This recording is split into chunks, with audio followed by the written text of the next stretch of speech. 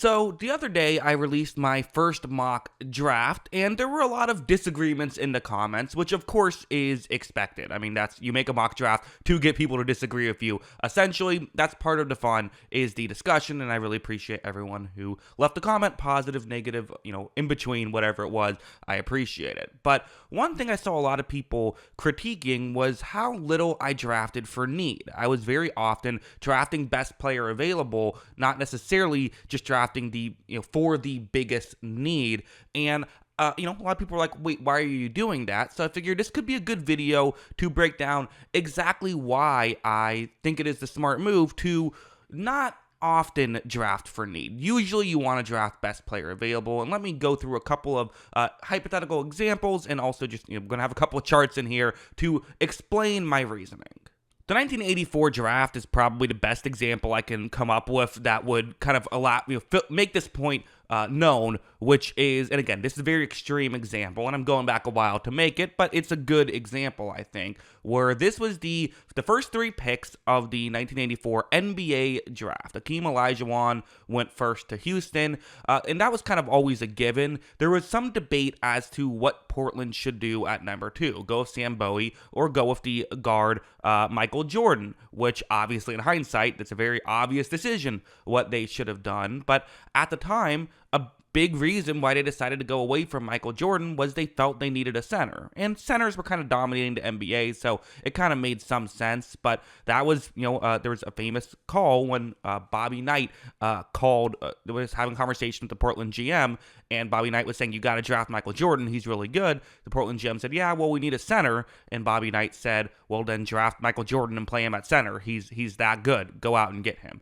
This is an extreme example and not the best one to make my point, because I think everyone agrees if you can get a Michael Jordan, if you can get a Patrick Mahomes, well then yes, you should draft that player even if you have a bigger need in a different area. Part of why Portland didn't draft Jordan is they didn't think he was going to be Michael Jordan, right? They didn't think he was going to be that dominant of a force, but it's just a good example to show how sometimes drafting the worst prospect because it fills a need does have really bad consequences. And even Patrick Mahomes, a lot of teams passed him over because they felt okay about their quarterback situation, but maybe not great about it.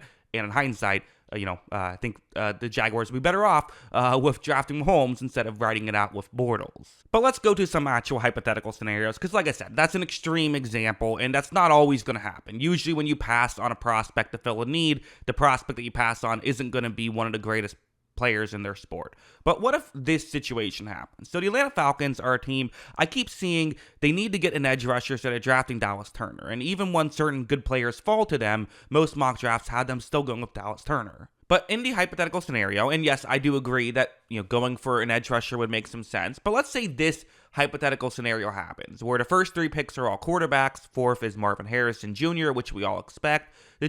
People have wondered, do the Chargers go with Joe Alt? What if they do decide to go with Joe Alt? The Giants say, let's get a quarterback, get J.J. McCarthy, so a fourth quarterback goes, and the Titans say, well, we want an offensive lineman. We are drafting for need. We're going to get Fuaga here. Now at 8 for Atlanta, you wanted an edge rusher, but Malik Neighbors has fallen this far. And again, this is where things get a little bit weird in the hypothetical scenario. You might disagree with certain prospect rankings. I personally have Malik Neighbors as a significantly better prospect than Dallas Turner. Some people don't. Some people will have Dallas Turner as the better prospect. But let's just, for the sake of argument, say that on our big board, we think Malik Neighbors is the fourth best player in this draft. Dallas Turner, let's say we think he's number 10 or something like that. In this scenario, well, what's the bigger need? I mean, if you look at the Falcons' receiving core, and I'm including Kyle Pitts, he's a tight end, but I'm going to include him here. They could use another receiver, to be honest. They could find a way to make it fit. This is not a need. They're not going into the draft saying, it'd be really nice if we could address receiver. Wouldn't that be perfect? Get another receiver here? Because you got Kyle Pitts, Drake London, Darnell Mooney, who I should mention the number next to these guys' names. That's where they ranked in terms of PFF grades. So that's where they're at there. And they also have, halfbacks who can pass catch. It is, Darnell Mooney didn't have his best year last year, but has been good in previous years. So, it's certainly not a need whatsoever, but you're getting a better player if you go after Neighbors. So that's the dilemma, right? That's kind of the argument, is what would you rather do? Would you rather get the better player, which isn't a position of need, or get maybe a slightly less good prospect, but can help fill out your roster more? Well, let's dive into it a bit further. So first, let's say there's Team A, and we're going to use Atlanta's picks just because, I don't know, we're already going with Atlanta, so we'll just keep them as our example. Those are the picks that Team A has. Let's say Team A is doing what I want to do. They're drafting best player available. That's all they're focused on, is who's higher on our big board. That's the player we're drafting.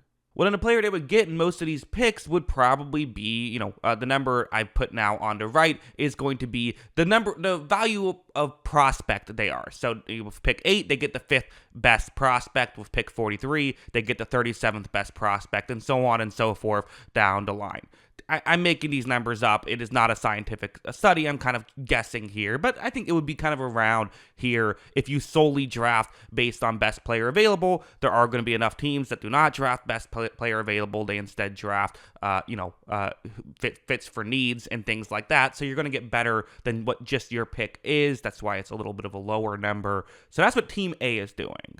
Meanwhile, Team B, okay, they have the exact same number of picks, but they're simply going to try to say, hey, we have some needs. We have, a handful. We have 8 needs on our roster. We're just going to try and fill out the needs as best as possible. We're solely drafting for need right here.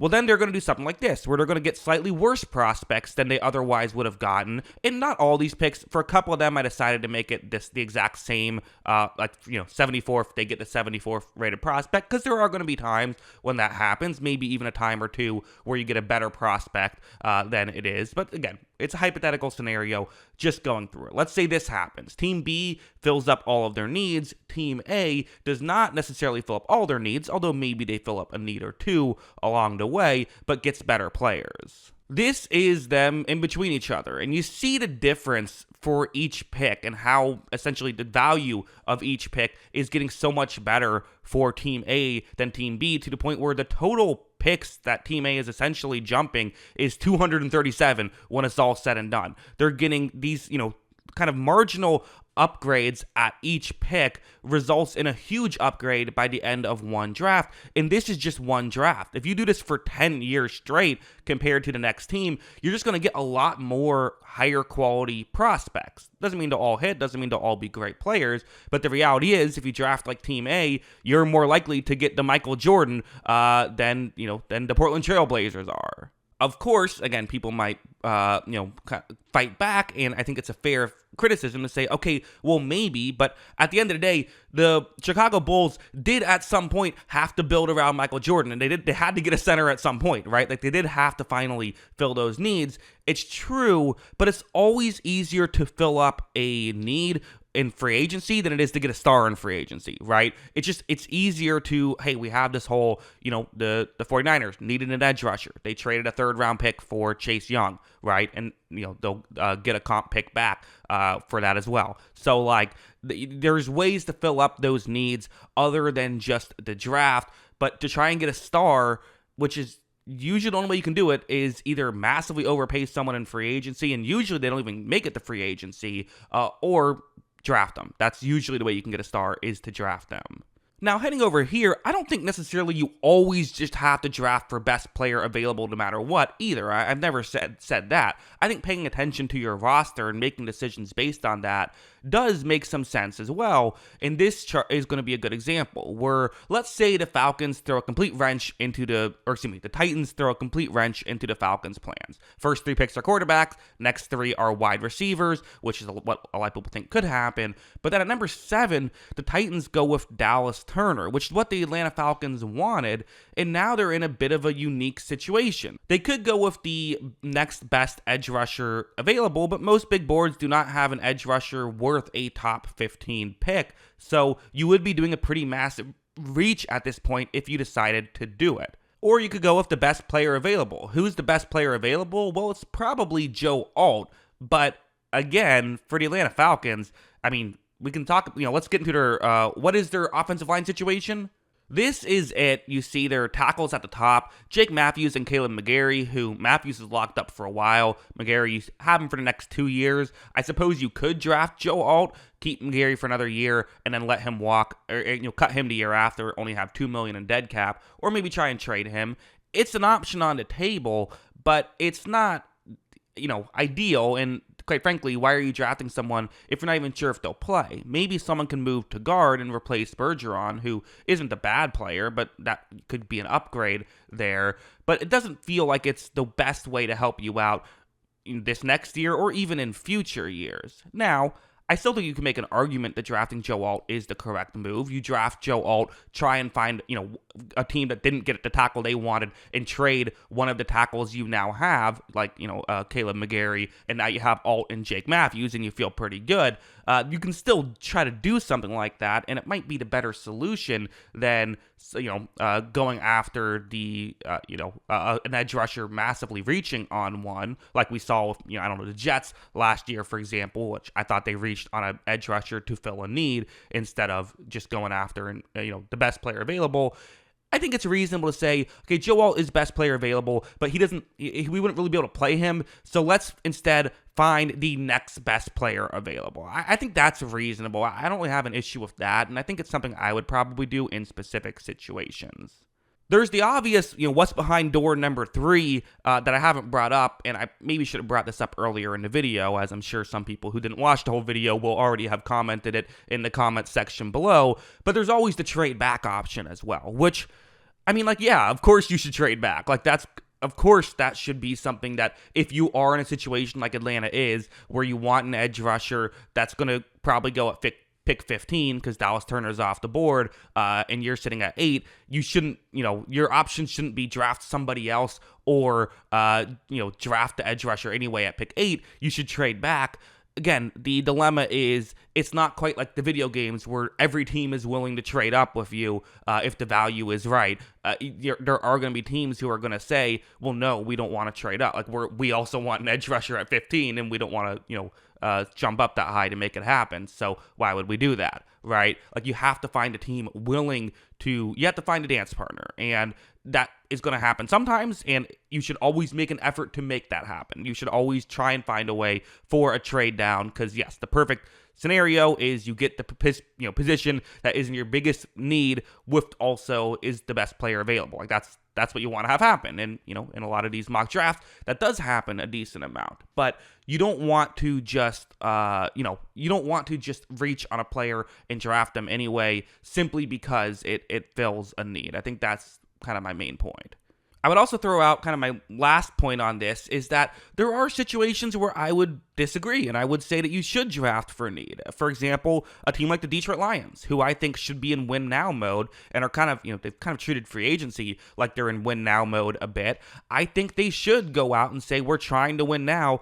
What are our biggest needs? Let's fill our biggest needs. When I've done my mock drafts with them, I've drafted for need with them because that's what they should be doing. Because, well, yes, you are getting worse players. You're getting worse players that could help you out more right now. I think that's a reasonable thing to do. But to me, kind of, again, something I maybe could have brought up earlier, but the ideal scenario is to not have a massive need once you're in the draft. The ideal scenario is to fill up all of your needs before then, or at least have options before then of, hey, we've signed a veteran tackle. We don't know if he'll be a great starter, but if we can't get the tackle in the draft, at least we have a veteran. That kind of thing is usually the ideal scenario, because then you can just go into the draft and draft best player available instead of, again, I'll bring up the Jets. They went into the draft really wanting a tackle, and then the tackles that they wanted all got taken before their pick was and kind of had to settle for something else.